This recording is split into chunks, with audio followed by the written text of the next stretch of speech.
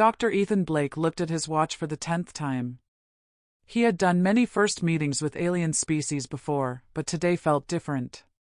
Princess Lily from the Zephyrian Empire was not like other aliens he had met. She stood at the big table on Haven Point Station like a storm ready to break. Her silver hair fell past her pointed ears that showed she was royal. Her purple eyes looked at the Earth team like she was hunting for danger. "The trade deals your people want are okay," she said. Her voice made sounds that seemed to shake in Ethan's chest. "But the culture-sharing parts need to be changed. My people do not touch others like you humans do." Ambassador Harrison was Earth's main deal-maker. He leaned forward with a fake smile that fooled no one. "Your Highness, we can find ways that work for both our peoples." Princess Lily's face could have frozen fire. "Ambassador, you do not understand. This is not about what we like. Touching Zephyrian royalty means death. Do you understand that?" Ethan watched them talk. He was good at reading faces and body language. The princess was serious about her threats, but something else was there too. Something personal, not just rules. Her hands stayed on the table, never getting closer than 1 foot to any person or thing that others had touched. "Maybe Dr. Blake can explain why our ideas make sense," Ambassador Harrison said. He hoped science might work better than smooth talking. Ethan stood up and walked to the display screen. He pulled up space maps that showed what Earth and Zephyr had to trade. When he reached for the datapad to change the numbers, his fingers touched Princess Lily's hand by accident as she reached for the same thing. What happened next was fast and electric. Lily jumped back like she had been burned. Her chair scraped on the floor with a sound like breaking glass. Her purple eyes blazed with anger and fear as she stared at Ethan. "Touch me again, human, and you will pay," she said. Her voice made everyone in the room step back. But Ethan was watching her shaking hand. He saw how her breathing got fast and shallow. He noticed the red color that spread across her pale skin even though her words were threatening. In his years studying alien bodies, he had learned to read signs of fear. What he saw in Princess Lily was not anger. It was terror. "Your Highness," he said carefully, keeping his voice calm. "I am sorry I touched you. It was a complete accident." "Accident?" she repeated. Her laugh sounded like broken glass. "Do you know what you have done?" Ambassador Harrison was already trying to fix things, but Ethan held up his hand to stop him. Something was happening here that was bigger than broken rules. His scientist mind was fully awake now. "I do not understand," Ethan said honestly. "Can you teach me what I should have done?" For a moment, Princess Lily stared at him like he had spoken in a different language. Then her face changed. The anger was replaced by confusion in her purple eyes. You really do not know." "Know what, Your Highness?" She looked around the meeting room at all the people from both worlds watching her with worry and curiosity. When she spoke again, her voice was quieter but just as intense. "Zephyrian royal blood carries special genes that make us very sensitive to electric fields," she said. The words came out like she was reading from a book. "Physical touch lets us feel the electric patterns of other beings, including their feelings and thoughts.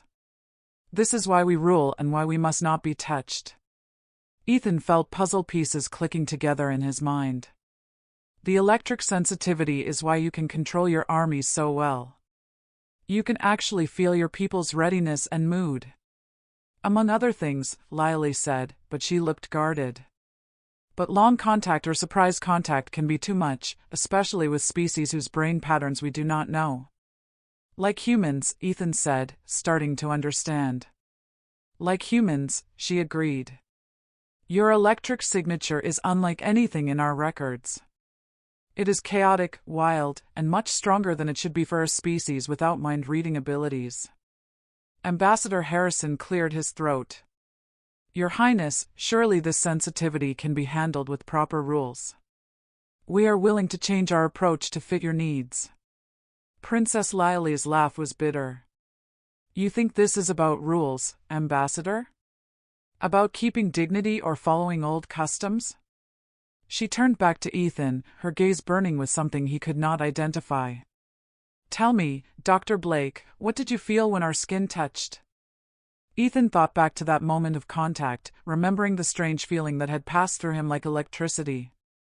I felt something like a pulse of energy, but warm instead of painful. And for just a second, I could swear I felt your emotions directly. The room became silent except for the hum of the station's air systems. Princess Lily's face showed surprise, recognition, and something that might have been hope before going back to careful blankness. That, she said quietly, should have been impossible. Dr. Sarah Kim was Earth's alien mind expert. She leaned forward with professional interest. Your Highness, are you saying that Dr. Blake somehow used your mind-reading abilities during that brief touch? I am saying, Princess Lily replied, her purple eyes never leaving Ethan's face, that in 26 years of life, no being has ever been able to touch me without making me pass out from too much sensation. Dr. Blake is the first person whose touch I have been able to handle. And that scares you, Ethan said, understanding coming to him. Princess Lily's hand was still shaking slightly, but now she did not try to hide it. Dr. Blake, you have no idea how dangerous that possibility really is. The talks had been stopped for 3 hours while both groups tried to understand what Princess Lily had revealed. But Ethan could not stop thinking about the fear he had seen in her eyes.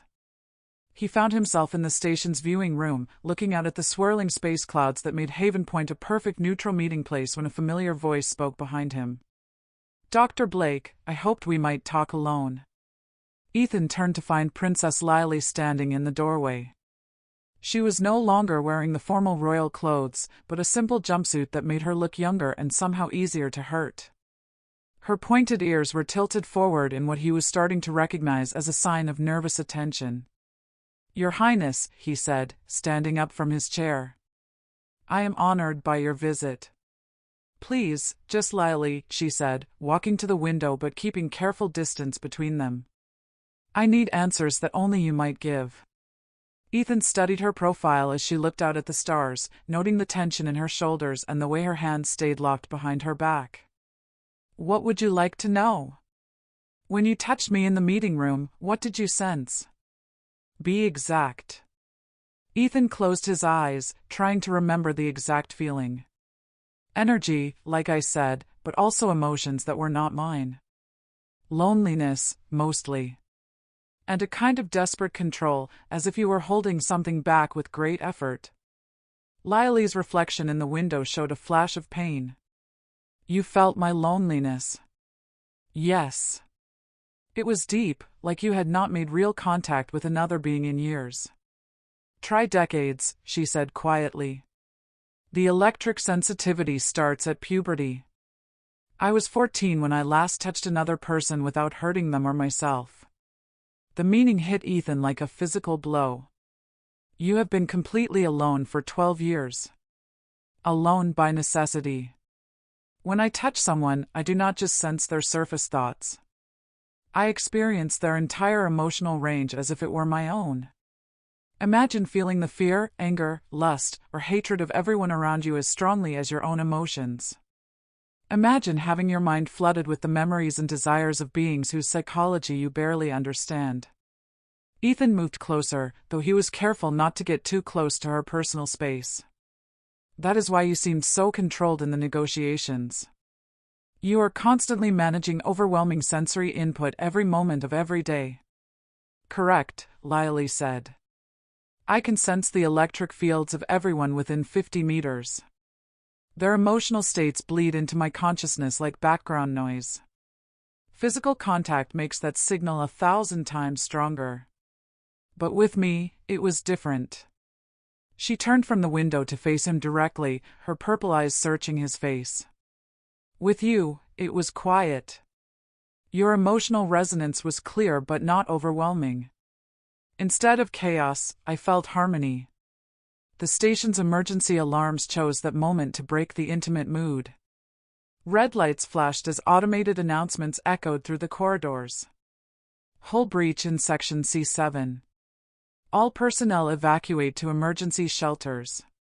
This is not a drill. Ethan's training kicked in immediately. The diplomatic quarters are in section C7. We need to get to the emergency pods. But as they reached the corridor, it became clear that reaching the evacuation areas was not going to be simple.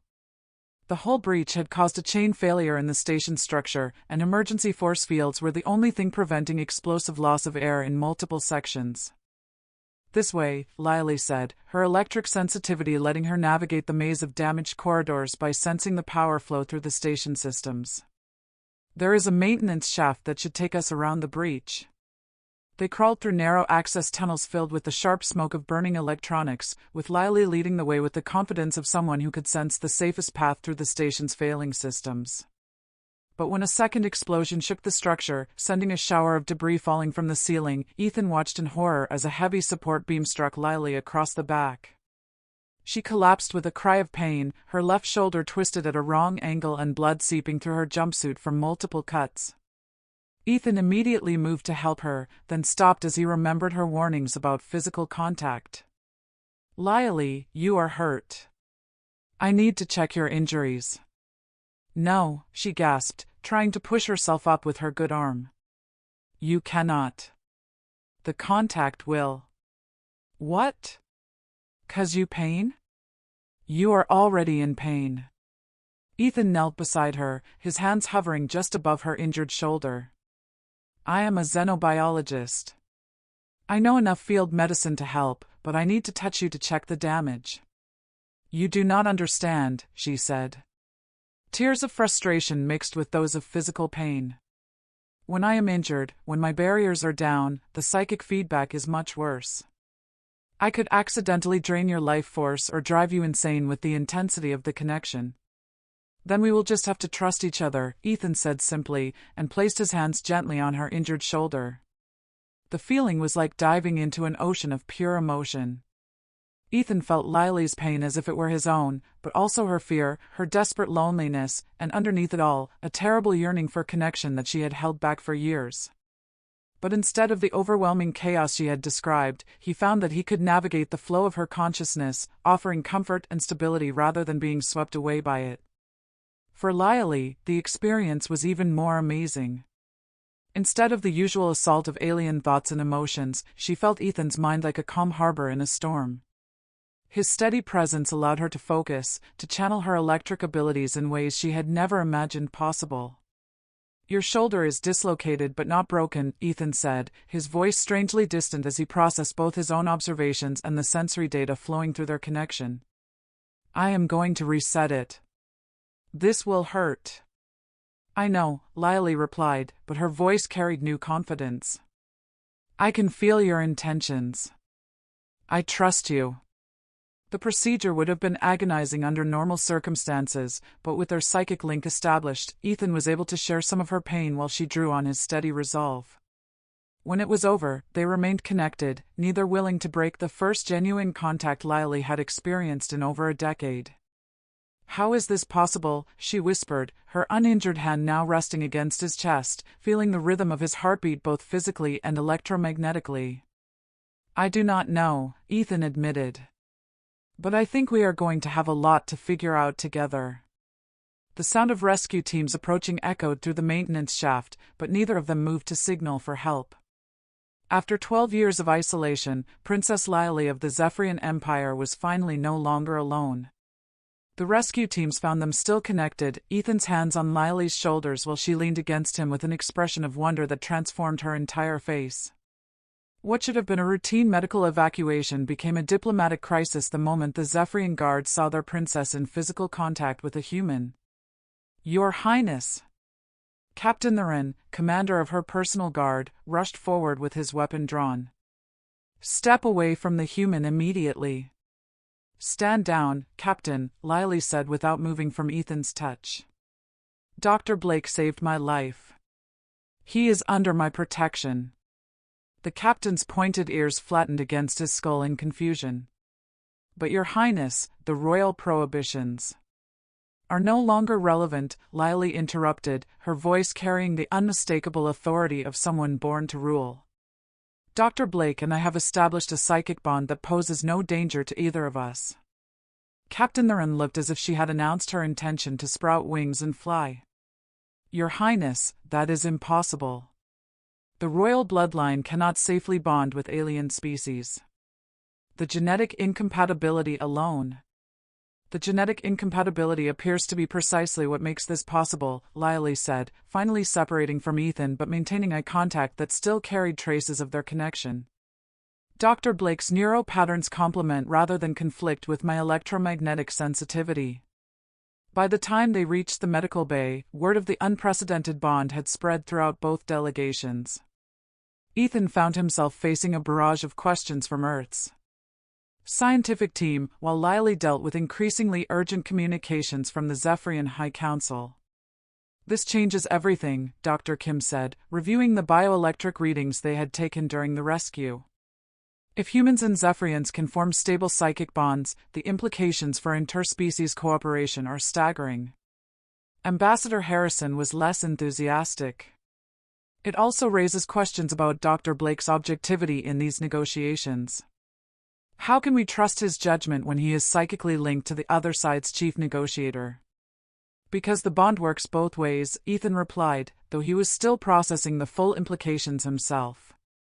I can sense Lily's genuine desire for peace just as she can sense mine. It is impossible for either of us to deceive the other. Which is exactly why this development is so dangerous, came a new voice from the medical bay's entrance. The speaker was tall and imposing, with the same silver hair and purple eyes as Lily, but carrying himself with the aggressive confidence of a trained warrior. Sister, you have compromised yourself and our entire mission. Lily straightened in her medical bed, her expression shifting from warmth to royal formality. Prince Valdris, I was not expecting you for another 3 days.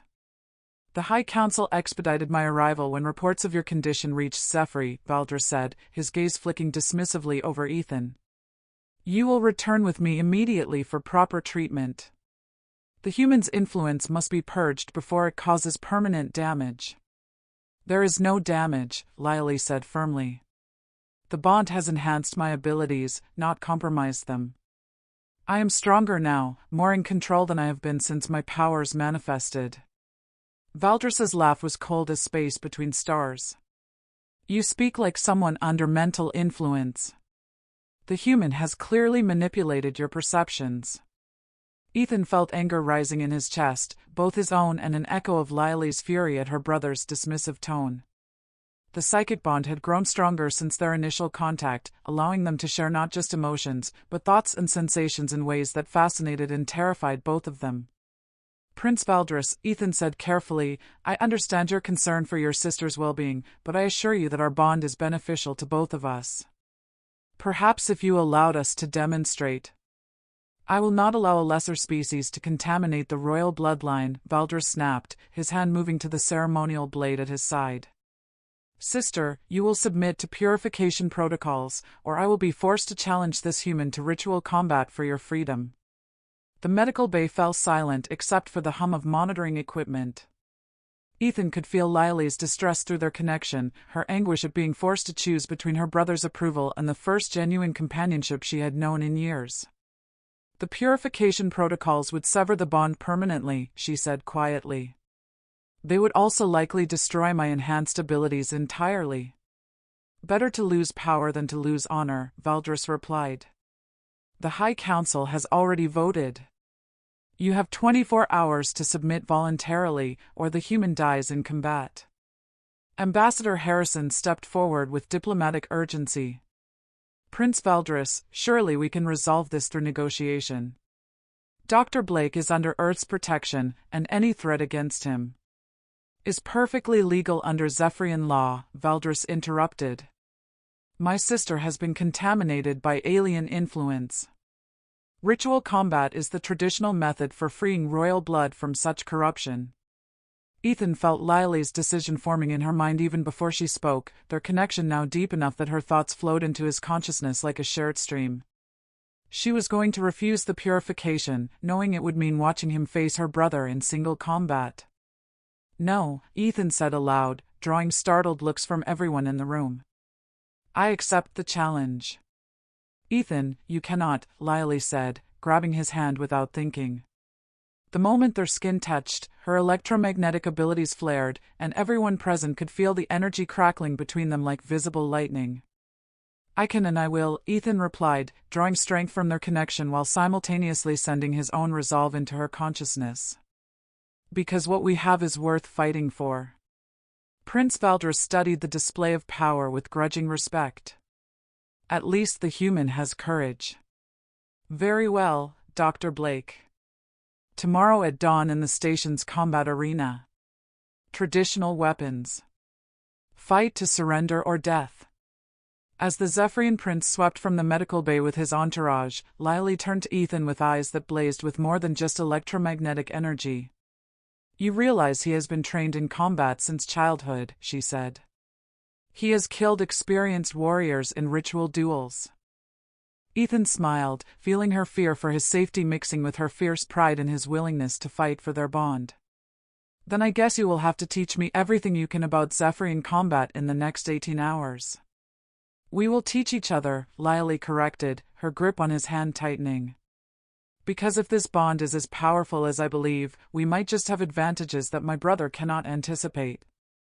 The combat arena on Haven Point Station had been hastily reconfigured for Zephyrian ritual combat, its circular platform surrounded by energy barriers and observation galleries filled with representatives from both species.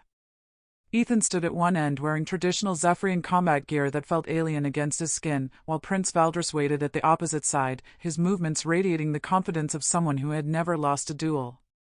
"Remember," Lily whispered through their psychic link, her consciousness a steady presence in the back of his mind, "Valdres fights with emotion as much as skill. He will try to anger you, make you careless."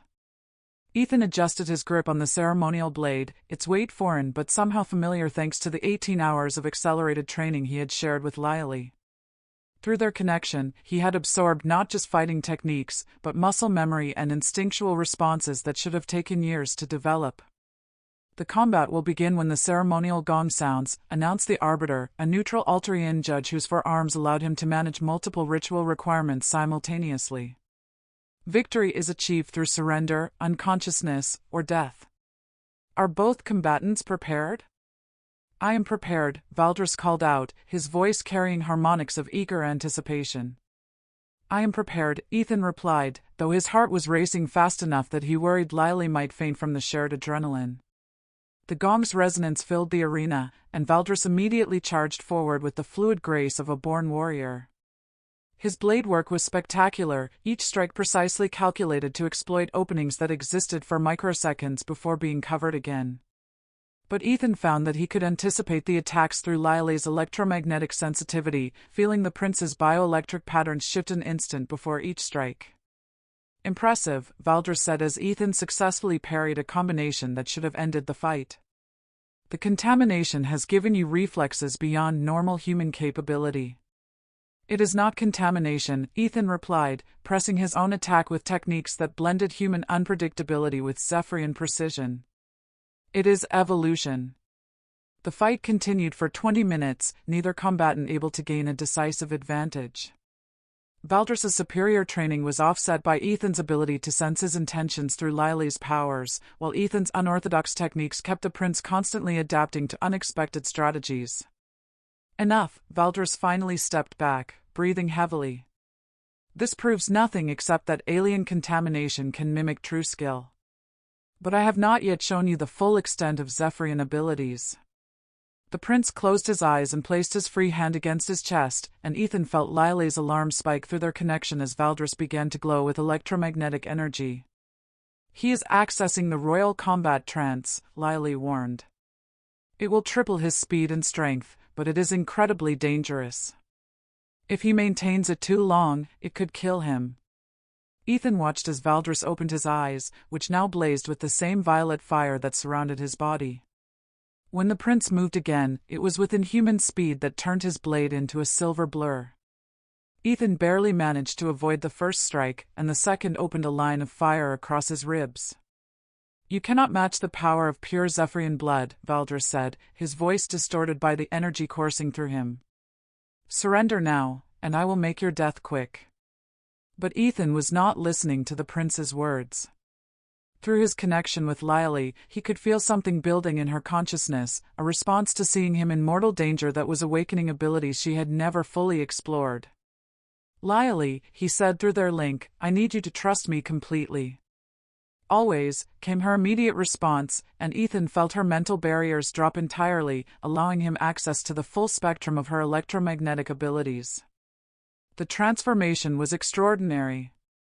Energy flowed between them across the psychic bond, Lily's power channeled through Ethan's human nervous system in ways that amplified both their capabilities.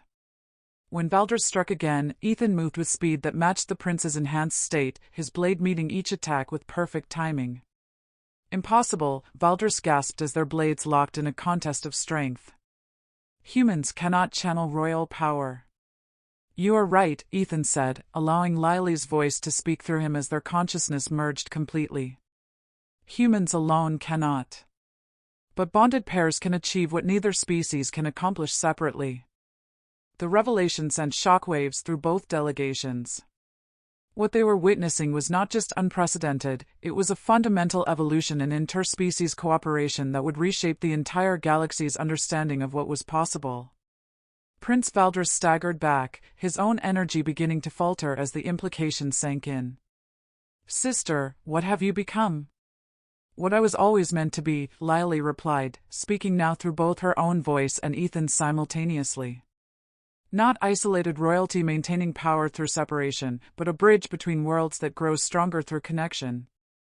The prince's combat trance collapsed, leaving him swaying on his feet as the electromagnetic backlash hit his nervous system. But instead of pressing his advantage, Ethan lowered his blade and extended his hand. The fight is over, Valdris. But the choice of what comes next is yours.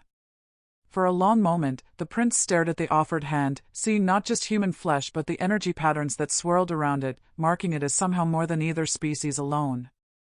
Finally, slowly, he reached out and grasped Ethan's wrist in the traditional Zephyrian gesture of respect between warriors. I yield, he said formally. And I acknowledge that my sister has found something beyond my understanding. The arena erupted in chaos as representatives from both species tried to process what they had witnessed, but Ethan was already moving toward the observation gallery where Lily waited. When they touched, the energy that had sustained him through the fight finally stabilized, settling into a permanent bond that both could feel would last the rest of their lives.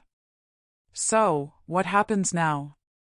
Ethan asked as they stood together, ignoring the political storm swirling around them.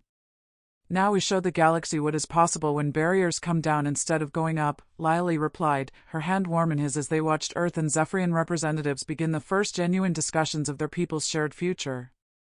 6 months later, Dr. Ethan Blake and Princess Lily stood in the research laboratory of the newly established Interspecies Bonding Institute, watching as their first group of volunteers, human and Zephyrian pairs who had volunteered to explore the possibilities of psychic connection, began their initial training. Any regrets? Lily asked, her pointed ears twitching with amusement as she observed one particularly enthusiastic human trying to demonstrate his newfound electromagnetic sensitivity by levitating a coffee cup. Only that we did not try this years ago, Ethan replied, sharing her laughter through their permanent bond. Though I suppose some things are worth waiting for.